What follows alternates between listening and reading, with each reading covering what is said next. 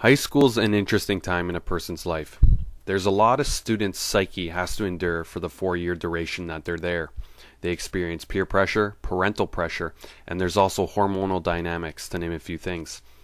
All of these impact a student's character and self-esteem. To top it all off, they must maintain good grades. So naturally, if someone does not feel good about themselves, they may be bullied, a social outcast, or might not have a good support system. Then why are they going to feel motivated to study and do well in school? So here's where the cycle begins. If they are receiving bad grades, that's another negative aspect to add to their list. That's why a teacher plays an important role in a child's life to maintain balance.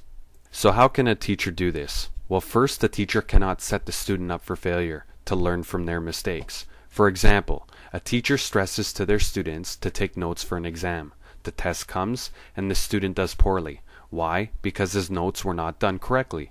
What's the lesson? The student needs to take better notes. However, the teacher could have avoided this by creating, say, a small assignment where all the students hand in their notes for a grade.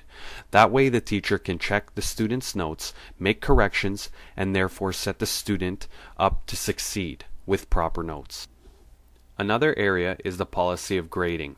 It has this negative connotation, where a piece of work begins perfect and then it is systematically deducted points by every single error made. Teachers need to focus on the positive when marking, and not just cover the pages with a bunch of X's. This can be done by using a criticism sandwich, where you start with a compliment, followed by a criticism, and then followed up with another compliment.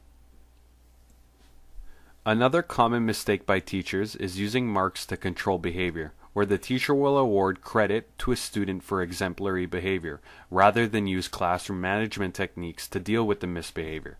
Grades should be a reflection of a student's command in the subject. Many teachers will provide a window for students to hand in work. After the last day of acceptance, the students will receive a mark of 0 if the work is not handed in.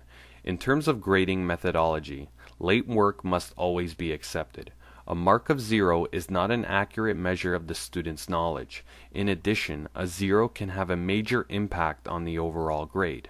Here's a list of Susie's grades throughout the semester. She has missed the deadline for an assignment and has received a 0. According to the Growing Success document, determining a grade should reflect the student's most consistent level of achievement. The 0 is her only 0 and is not consistent with the rest of her marks. Therefore, it should not be considered. This is not to say a 0 can be handed out for an assignment.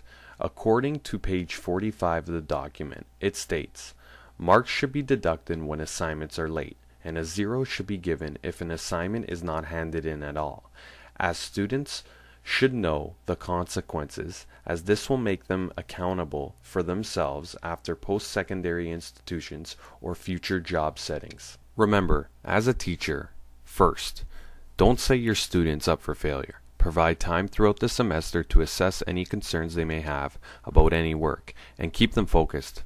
Secondly, promote success with positive compliments, like that example I gave you with the criticism sandwich. Thirdly, have fair evaluations. That is an accurate representation of what the student knows in the subject area. In conclusion, a student's self-esteem can be impacted by their success in school. That is why, as teachers, we need to be fair and offer ample opportunities to effectively prepare our students for assignments and tests. Remember, grades should be a representation of a student's knowledge in the subject area, not to control behavior.